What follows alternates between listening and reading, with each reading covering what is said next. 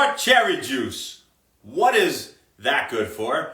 And what else is good for muscle gain and exercise performance? Well, spoiler alert, well that's very much so what we're talking about in regards to the benefits of tart cherry juice, albeit they say it could, reduce inflammation, which actually is well proven, and that's also related to recovery and exercise we'll talk about here in a second.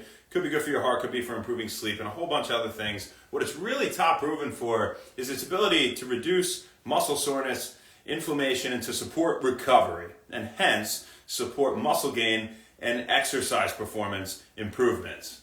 Now, what are the top things for improving exercise performance and gaining muscle that are on the market as of February 2025? Well, top the table in terms of our primary options, the supplements that are best proven for their efficacy, are safe, and their results have been replicated time and time again. We have creatine, we have caffeine, we have beta-alanine, we have carbohydrates, and of course, protein, right? So what are our secondary options? Well, secondary options means these are things that could help, maybe only in the right context, or they need a little more research, but it's very promising that they help a good amount of the time, but we didn't quite consider them as our top options with the replication of research. Something like L-citrulline, BCAAs, sodium bicarbonate, and nitrates. Not sodium nitrates. Those are nitrates that are bad for your body when they combine them with sodium, increase inflammation, you risk for all these health problems and whatnot. But nitrates themselves come from things like beetroot, dark leafy greens like kale, spinach, arugula, Swiss chard, all that kind of stuff, and they increase levels of nitric oxide, improve blood flow, and hence potentially exercise performance. So what do we have in terms of promising supplements for muscle gain and exercise performance that we need some more research on, but they seem really promising in terms of some benefit that they provide, or maybe they don't provide all that much benefit, or you have mixed results, right? But nonetheless, they're definitely worth mentioning, and those are taurine, ashwagandha, and of course, tart cherry. So long story short, tart cherry is pretty well proven for muscle soreness, for improving muscle soreness. We'll talk about what else is good for reducing muscle soreness. It's very well proven for reducing inflammation and supporting recovery. So if you're going to do some sort of workout that is different, you're not accustomed to, maybe you'll be extra sore after, or you need to recover really well after, or it's after a competition, or to optimize your performance in a competition, to not be, as sore and to recover well in the days leading up to it and the days after, well then tart cherry might be something worth looking into at least, right? Albeit it's not the top thing, it's definitely really safe, it's healthy, and it couldn't hurt. All right, so how much would you want to take? Well, if you're doing a competition, let's talk about that person first. You'd want 8 to 12 ounces of tart cherry juice that is non-concentrated 2 times a day. Or you could opt for tart cherry concentrate, which is really potent. It's got a lot more of it and a lot less stuff, right? And simple. And so that would only be 1 ounce twice a day you would need of the tart cherry concentrate.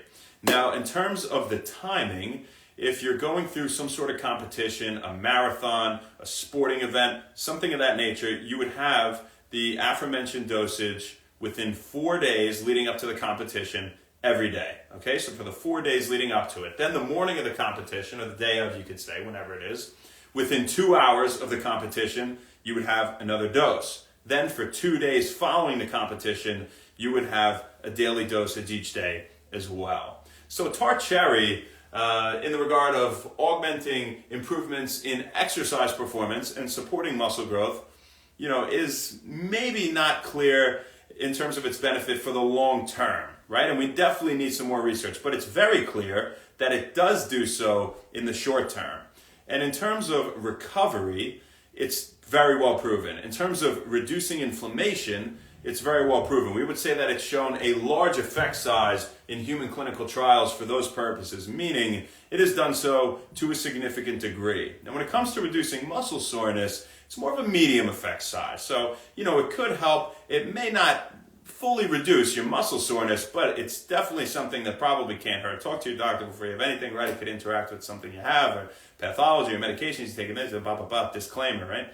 But, it's definitely not a bad option for soreness as well, just not quite as large of an effect size as it is for reducing inflammation and for recovery in general. And this would be the method, the mechanism by which it would support muscle gain and exercise performance. Because, oh, whoa, we're just talking about reducing inflammation and supporting recovery here. It's been shown to reduce inflammatory markers like CRP, aka C-reactive protein, right? When they've done blood tests and things like that after people have taken it. But it's not that that's directly improving your exercise performance. It's that you can recover better after a workout, right? If you recover to a more significant degree, well, maybe you have a better workout the next time, right? If you're less sore, maybe you can work out harder the next time, right? Maybe you're not being held back by sore muscles or, fatigue, right? And so Tart Cherry, it seems like pretty decent stuff. I myself am definitely going to try it. I was really just looking into it more today. And, everybody knows creatine. We know beta-alanine. Caffeine. It's been around for eons, right? And so, of course, protein and carbohydrates will improve exercise performance. If you want to enhance the effects of creatine or beta-alanine, by the way, a common recommendation is to have them with carbohydrates to further perpetuate energy production. And, they work well in isolation as well. So that's what we got for you guys. We're going to tell you what else is good for muscle soreness because we didn't forget. We don't read anything here at Wet Wellness, so we got to remember it. Muscle soreness, when it comes to what's actually well proven for reducing muscle soreness, is it cryotherapy or stretching? Neither of those. They're great for a myriad of other purposes, right? But definitely not for reducing muscle soreness. There's really just no evidence there. Foam rolling definitely works.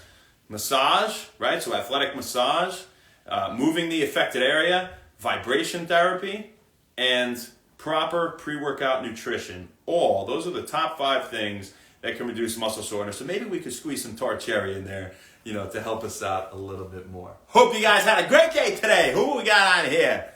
I had a great day. I was treating a bunch of patients in the practice, training people in the gym, doing stuff we love. Use a tour. What's up? Yeah. Not helping you, buddy. It's good for mobility. Yeah, deep tissue massage is great. Randy, how you doing? Love you, ma.